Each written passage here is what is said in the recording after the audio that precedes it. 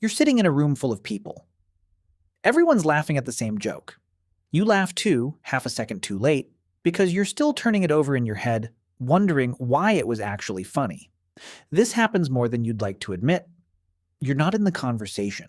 You're watching the conversation, analyzing it from 3 steps outside of it. And later that night, alone in bed, you wonder the same question you always wonder. Why does everyone else seem to connect so easily, while I feel like I'm watching life through glass? Maybe you've told yourself it's social anxiety.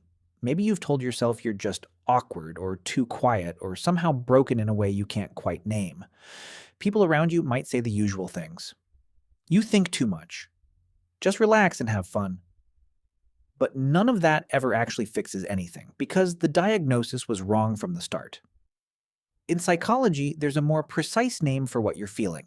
It's called positive disintegration. And don't worry, despite the intimidating name, it isn't a disorder. It's a theory developed by psychiatrist Kazimierz Dombrowski, and it describes something specific that happens inside highly intelligent, highly sensitive minds. Your brain doesn't just process information faster.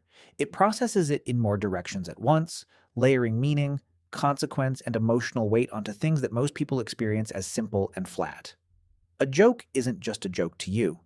It's a structure, a rhythm, a chain of assumptions that either holds together or doesn't. And your brain checks all of that before you've even decided whether to laugh. This isn't arrogance, and it isn't a flaw. It's a difference in bandwidth. Neuroscience gives us a clue why. Studies using EEG and fMRI scans on individuals with high measured intelligence show something called increased neural efficiency paired with denser interconnectivity. In plain English, more parts of the brain talk to each other, faster, about the same piece of information. Where an average brain might process a conversation on 1 or 2 channels, your brain is running it through 5 or 6 simultaneously.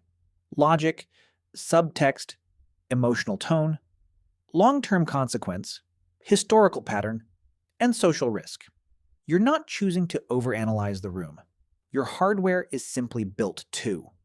Here's the part that explains the loneliness. The prefrontal cortex, the part of your brain responsible for abstract reasoning and future planning, matures and operates with unusual intensity in highly intelligent minds. But conversation, by design, is a shared bandwidth activity. It only works when both people are running on roughly the same channel width. When you're processing 6 layers and the person across from you is comfortably processing 1, the conversation doesn't break down loudly. It just quietly caps itself at the lowest common layer. You learn to talk about the weather instead of the thing you're actually thinking about, not because you're hiding, but because you've learned through years of blank stares that most people didn't ask for the whole depth. They asked for small talk, and you gave them small talk, and some tiny part of you disappeared every time you did. This pattern usually didn't start in adulthood. For a lot of highly intelligent people, the isolation was built quietly, brick by brick, back in childhood. Think back. Were you the kid who asked questions that made adults uncomfortable? Were you the kid corrected for being too much? Told to simplify? Told to stop over-explaining? Stop correcting? Stop noticing things nobody else wanted noticed? When a child's natural depth is met again and again with mild embarrassment or gentle dismissal from the people around them, the child doesn't stop noticing. They just stop sharing what they notice. They learn to translate themselves down to a size other people can hold, and somewhere in that translation, they start to feel like nobody's ever actually met the real version of them. That isn't insecurity. It's the accurate memory of being repeatedly told, without anyone meaning to say it cruelly, that who you actually are is too much for the room. Now, we need to pause and make an important distinction, because not all of this aloneness wears the same outfit. There are actually 2 very different states hiding under the same label, and figuring out which one you're in changes everything. The first state is solitude. This is chosen, regulated, and restorative. It's when you deliberately step back from people to think, create, or simply recharge a nervous system that's been running on 6 channels all day. Solitude, for a highly intelligent mind, isn't avoidance, it's maintenance.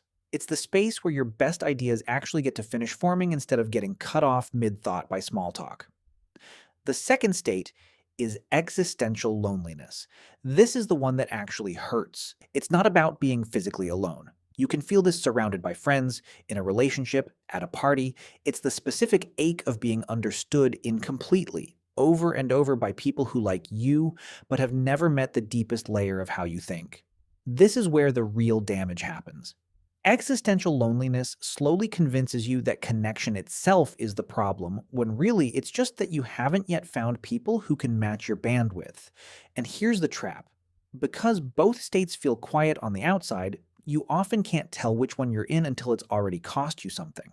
A friendship you slowly stopped investing in, a relationship where you quietly gave up being fully known, a version of yourself you started hiding just to make things easier for everyone else. So why can't you just decide to connect more easily, to simplify yourself, to stop noticing so much? Because your brain is being driven by something deeper than willpower. Highly intelligent people show heightened activity in what's called the default mode network, the same system responsible for self-reflection, meaning-making, and pattern recognition, even when you're doing nothing at all. This network doesn't switch off in social settings. It keeps running underneath every conversation, quietly cataloging inconsistencies, predicting outcomes, and comparing what's being said to everything you already know. You can't consciously order it to stop any more than you can order your heart to stop noticing when something feels off. The depth isn't a behavior, it's baseline. So how do you build real connection without dimming who you are? Two techniques drawn from research on gifted adults and interpersonal neurobiology can genuinely change this. Tip number 1. Depth matching, not depth hiding.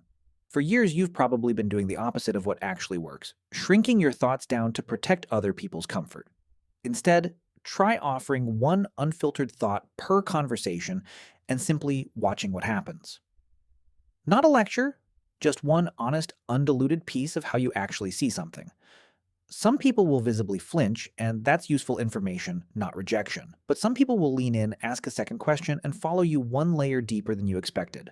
Those are the people worth building around. You cannot find your depth-matched people while you're still performing shallow-matched conversation. Tip number 2, co-regulate before you cognitively connect. Highly intelligent people often try to bond through ideas first, forgetting that most human connection starts in the nervous system, not the intellect. Before diving into a deep conversation, spend a few minutes in shared physical presence. Walking together, cooking together, sitting in comfortable silence. This activates the parasympathetic system in both people and builds a felt sense of safety that ideas alone can't create. Once that safety exists, people become far more willing to follow you into the deeper layers because their nervous system has already decided you're not a threat. When you put all of this together, the message is bigger than a few tips. Feeling alone in a crowded room isn't proof that something's wrong with you. It's the natural side effect of a mind that processes the world with more layers than most people are used to meeting. You were never too much. You were simply speaking a dialect that most rooms hadn't learned to hear yet. The real work isn't shrinking yourself down until you fit. It's finding, and sometimes patiently building, the handful of relationships that can actually hold the whole version of you. And maybe the most human part of all of this is that you didn't choose this depth any more than you chose your height or your eye color.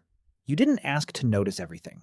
You didn't ask to feel every silence as loudly as other people feel a shout, but understanding why you feel this way takes away its power to make you feel broken. Once you can name it, it stops being a wound and starts being simply a fact about how your mind works. One you can finally stop apologizing for. So after everything we've talked about today, which state do you think you're living in more often? Restorative solitude, or the quieter ache of existential loneliness? Have you ever met someone who could actually keep up with your depth, and what did that feel like? Tell me in the comments. I read every single one. If this video helped you feel a little less broken and a little more understood, share it with someone who's probably felt this exact same way and never had the words for it. Don't forget to subscribe and turn on notifications so we can keep exploring the fascinating corners of the mind together. Thank you for spending your valuable time all the way to the end. See you in the next video.